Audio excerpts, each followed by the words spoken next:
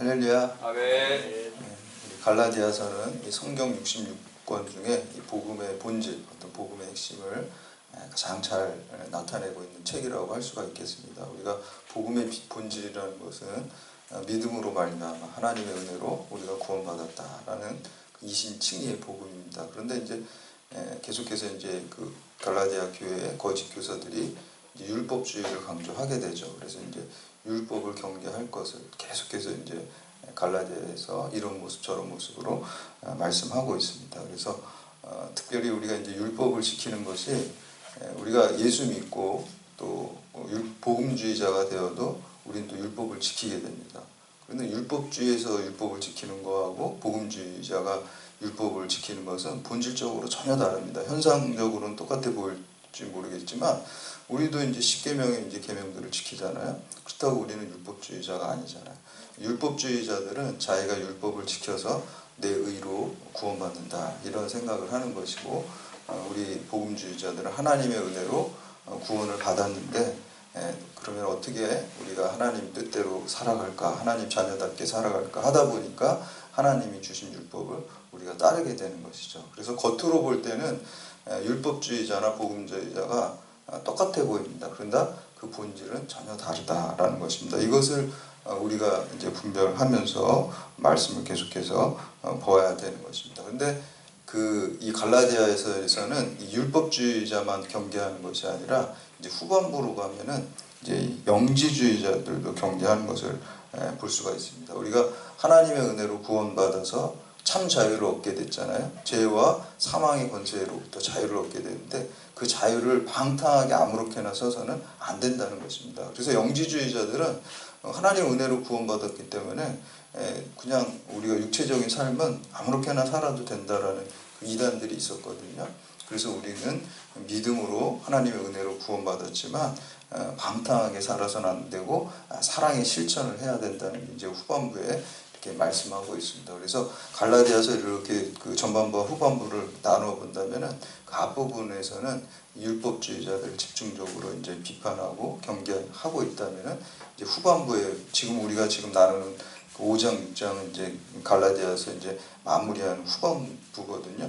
여기는 어떻게 보면 도덕적인 삶, 율법적인 삶 그런 것들을 강조하고 성화의 삶을 강조하는 것을 볼 수가 있습니다. 이것은 이제 영지주의자들을 이제 경계하는 것입니다. 우리가 머리로 지식적으로 하나님을 알아서 구원받았다고 해서 삶을 방탕하게 살아서는 안 되고, 오늘 우리가 너무나 잘 알고 있는 이제 성령의 9가지 열매에 관한 본문이거든요. 이건 역시 우리가 어떤 성령의 역사로 말미암아 도덕적이고 윤리적인 삶을 살아가는 것이 그것이 올바른 기독교 신앙이라는 것을 강조하면서 여기는 역시 영지주의자들을 비판하는 모습이 여기에 함축되어 있다라고 이렇게 볼 수가 있습니다. 그래서 우리가 항상 믿음과 행함이 별개가 아니라 항상 믿음이 바른 믿음이 있으면 바른 행함이 나오는 것이고, 그렇지만 우리가 분명히 알아야 될 것은 구원의 본질은 믿음으로 하나님의 은혜로 구원받는다. 이것을 확실히 하고 우리가 율법과 행함을 하는 것을 알 수가 있습니다. 그래서 이렇게 성령의 소욕을 따라가는 자들이 우리가 하나님의 유혹을 받는다라고 말씀하고 있습니다. 특별히 이제 오늘 본문에서 사도 바울은 인간에게는 두 개의 소욕이 있다 그랬죠. 육체의 소욕과 성령의 소욕이 있습니다. 그 이유는 하나님께서 원래 우리를 하나님의 사람으로 하나님의 형상대로 만들었는데 원죄로 인해 그게 깨어졌기 때문에 두 속성이 다 있게 된 거예요. 원형이 깨어졌지만 원형의 흔적도 남아있고 깨어졌기 때문에 또 죄악된 육체의 소욕도 이렇게 있습니다. 그래서 사도 바울은 이러한 인간 실존의 모습을 이렇게 자기 자신을 돌아보면서 자신을 공고한 존재라 그러죠. 오라 나는 공고한 존재라. 누가 이 사망의 몸에서 나를 꺼내주랴. 예수 그리스도께서만 꺼내준다라는 그 말씀을 하고 있습니다. 그래서 오늘 특별히 이 말씀을 통해서 육체의 소욕과 이 성령의 소욕의 두 가지 소욕 중에서 사도 바울은 성령의 소욕을 따라갈 것을 권면하고 있습니다. 이게 복음의 사람이고 하나님의 사람이고 또 주님의 은혜로 참 자유를 얻은 자들이 마땅히 해야 될 일이라고 말씀하고 있습니다. 그래서 이런 말씀을 통해서 우리 믿음을 새롭게 결단하는 시간 되시기를 주님의 이름으로 축복합니다. 아멘. 첫 번째 육체의 소욕과 성령의 소욕은 서로 공존할 수가 없습니다. 그러니까 같이 뭐 양립하거나 공존하는 게 아니에요. 성령의 소욕이 있으면은 육체의 소욕이 물러나는 거고, 육체의 소욕이 있으면은 성령의 소욕이 거기에 존재할 수가 없습니다. 그래서 그것을 말씀하고 있습니다. 우리 16절에서 18절까지 말씀 함께 봉독합니다. 내가 이르노니 너희는 성령을 따라 행하라. 그리하면 육체의 욕심을 이루지 아니하리라. 육체의 소욕은 성령을 거스르고 성령은 육체를 거스르나니 이 둘이 서로 대적하므로 너희가 원하는 것을 하지 못하게 하려 함이라. 너희가 만일 성령의 인도하신 바가 되면 율법 아래에 있지 아니하리라. 아멘. 그래서 두 가지 소욕이 다 있다 그랬어요. 우리 인간에게는. 그렇죠? 우리가 육체를 따라가고 싶은 마음도, 또 소욕도 우리 마음 가운데 있고, 또 성령, 우리 예수 믿은 사람들은 또 하나님 뜻대로 살려고 하는 그 소욕도, 그게 이제 우리가 흔히 영적 전투라고 그러죠. 우리 마음속에서 그런 전투가 일어나게 됩니다. 근데 여러분, 그 빈 컵이 있는데 그 컵에 이제 공기가 들어있겠죠. 근데 컵에 있는 공기를 갖다가 밖으로 다 내보내는 방법이 어떤 방법이 있을까요? 그 컵에 이렇게 빈 컵을 갖다 손으로 이렇게 해가지고 공기를 아무리 이렇게 해도 그 공기가 나가지 않죠. 뭐 일순간 조금 나갈 수는 있지만 다시 공기가 들어오죠. 어떤 방법으로 공기를 내보낼 수 있을까요? 거기다가 물을 부으면은 공기가 그냥 자연스럽게 나가는 거예요.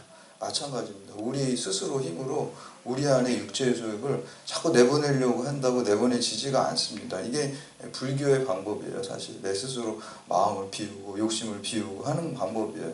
그런 방법으로 되는 게 아니라는 거예요. 오히려 성령을 거기다 물을 부으면은, 성령의 생수를 부으면 그게 나하고 내 존재가 예수 생명으로 바뀌어져야지만, 우리의 원형이 회복되어야지만 우리가 성령의 소욕을 따라 살 수가 있는 것이지, 내 힘으로 노력으로, 그것도 역시 율법주의예요. 내 의로 그게 내가 육체의 소욕을 버릴 수가 없다라는 것입니다.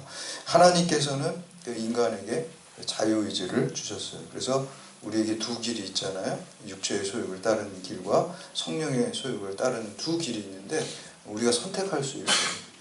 여러분이 이렇게 예배의 자리로 나오는 것을 선택한 것도 역시 성령의 소욕을 따르기 위해서 이렇게 여러분이 나오신 거예요. 그래서 예배와 기도와 또 말씀과 찬양의 자리로 자꾸 여러분이 나가면 성령 충만해져서 여러분들이 성령의 소욕을 따르게 되어 있습니다.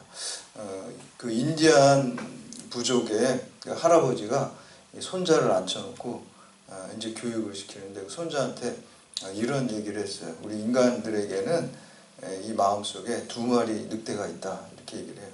한 마리는 악한 늑대가 있는데 이 악한 늑대는 미워하고 다투고 시기하고 그런 늑대가 있다. 또 한 마리 늑대는 착한 늑대가 있는데 이 착한 늑대는 용서하고 이해하고 화합하고 그런 늑대다. 두 마리가 있다. 이렇게 하니까 이제 그 손자가 할아버지한테 물어봐요. 애들이 제일 궁금한 게 이제 싸우면 누가 이기냐, 이게 이제 궁금하잖아요.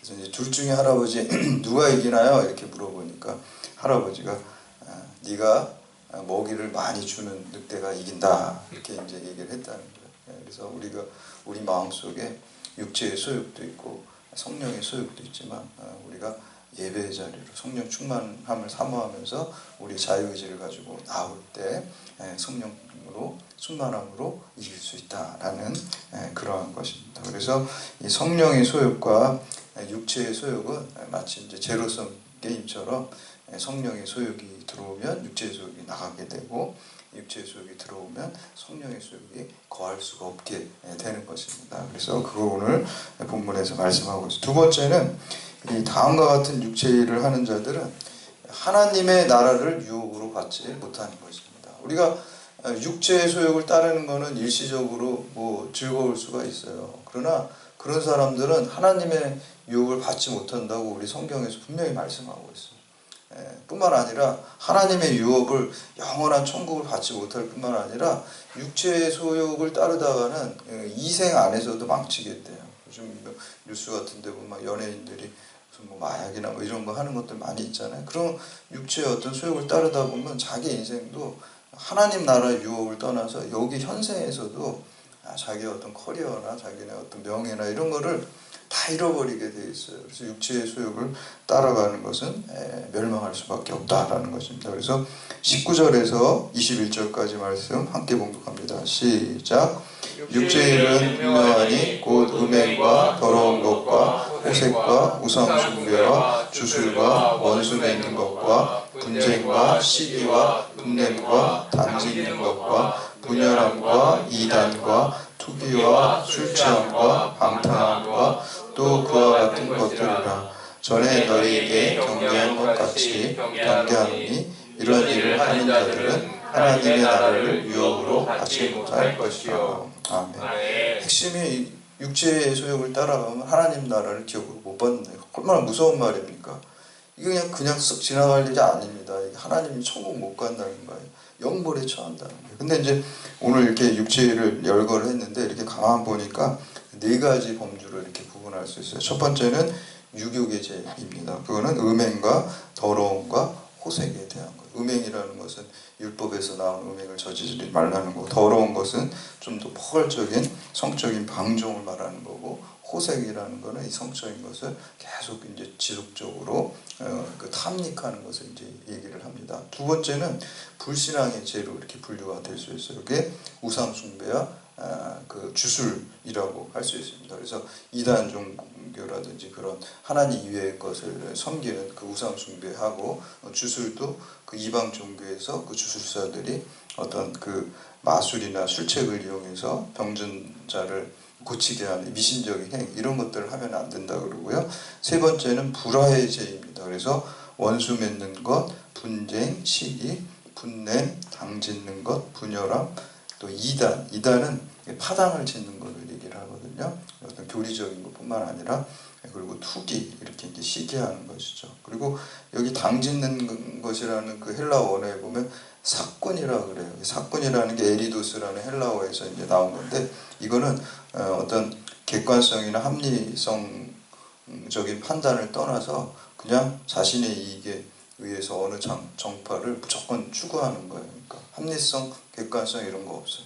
그러니까 우리 요즘 말로 하면은 진영 논리에 갇혀가지고 합리적인 판단, 객관적인 판단이 아니라 어떤 자기 편을 이렇게 이익을 그냥 무조건 따르는 거예요. 그게 이제 여기 보니까 오늘 당짓는 것이라고 우리 성경에 나왔어요. 이게 육체의 일을 도모하는 것이라고 성경이 경계하는 것을 우리가 볼 수가 있습니다.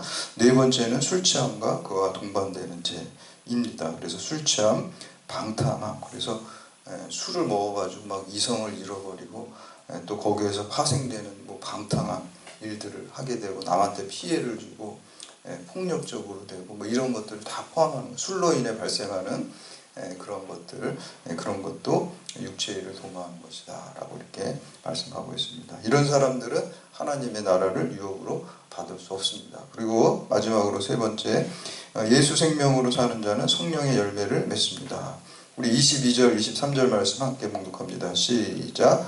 오직 성령의 열매는 사랑과 희락과 화평과 오래 참음과 자비와 양성과 충성과 온유와 절제니 이 같은 것을 금지할 법이 없는 것이다. 아멘. 아까 그 육체의 일은 네 가지 범주로 이렇게 구분했잖아요. 이 성령의 열매는 우리가 세 가지로 구분할 수가 있어요. 그러니까 하나님과 관계된 열매가 있고요.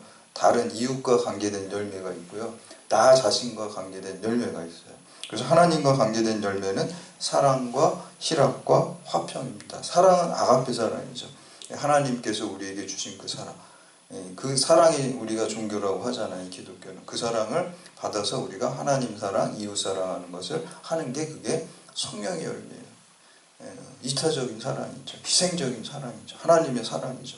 그런 사랑의 열매가 우리 가운데 열리는. 희락이라는 것은 우리가 기쁨이잖아요. 영어로 joy라고 그러는데 이 세상에서 주는 그런 쾌락 같은 그런 기쁨이 아니에요. 그러니까 환경에 흔들리지 않는 우리가 구원받았다는 기쁨 있잖아요. 영원한 기쁨. 항상 기뻐하라. 그런 기쁨. 빼앗기지 않는 기쁨. 구원의 기쁨. 영원한 기쁨. 그것을 이제 갖게 되는 것이죠. 그 다음에 세 번째는 화평입니다. 그래서 이게 샬롬, 평안, 평강이라고 그러는데 죄로 인해 하나님과 우리의 단절됐잖아요. 근데 주님께서 십자가 지심으로 하나님과 우리의 관계가 화평케 되고 또 더불어서 우리가 이웃 하나님께 맡긴 다음에 화평케 되는 열매가 있게 됩니다. 그래서 그리스도인은 항상 피스 메이커가 돼야 돼요. 그게 이제 성령의 열매입니다. 그 다음에 이제 두 번째는 인간 간의 관계에서 오는 그러한 열매인데, 그건 오래 참음과 자비와 양선. 다른 사람에 대해서 우리가 오래 참아야 돼요. 그냥 화난다고 막 대하지 말고, 화날 때 있죠. 사람은 이렇게 같이 이렇게 붙어 있으면요, 자기하고 안 맞는 게 많기 때문에 다툴 수밖에 없어요. 그래서 오래 참는 것이 있어야 돼요. 그 다음에 자비, 다른 사람에 대해서 인지하고 관대한 태도를 보여야 되고, 하나님께서 우리를 자비롭게 하신 것처럼 우리도 자비로워야 돼요. 그 다음에 이제는 양선입니다. 양선은 좀 더 적극적으로 이웃에게 선을 행하는 거예요. 아까 자비는 약간 수동적인 측면이 있잖아요. 누가 이렇게 나한테 잘못하는 걸 좀 자비롭게 이렇게 용서해 주는 거라면은, 양선은 내가 그냥 적극적이고 능동적으로 선을 행하는 거예요. 그게 또 있어야 되고요. 그 다음 이제 마지막 세 번째 성령의 그 열매는 자신과의 관계에 있어요. 그거는 우리가 충성, 온유, 절제입니다. 하나님께 늘 충성한, 자기 자신이 충성해야 되고 또 온유해야 돼. 그래서 완고한 태도를 버리고 늘 온유한. 그래서 예수님께서 팔복 얘기할 때도 온유한 자는 복이 있다, 행복하다 그러잖아요. 그 다음에 마지막은 절제가 있습니다. 자제하는 능력 있어야 됩니다. 이 플라톤의 사주덕에도 이제 절제가 나오는데, 어떻게 보면은 앞에 이 모든 9가지 열매를 맺히게 하는 게 절제라고 생각이 들어요. 육체를 절제해야지 성령의 열매가 열리는 거잖아요. 그러니까 어떻게 보면 이 절제라는 게 모든 그 성령의 열매를 맺힐 수 있게 하는 그 실행 파일이에요. 실행 파일. 우리 컴퓨터에도 실행 파일이 있어야 이게 실행이 되는 거잖아요.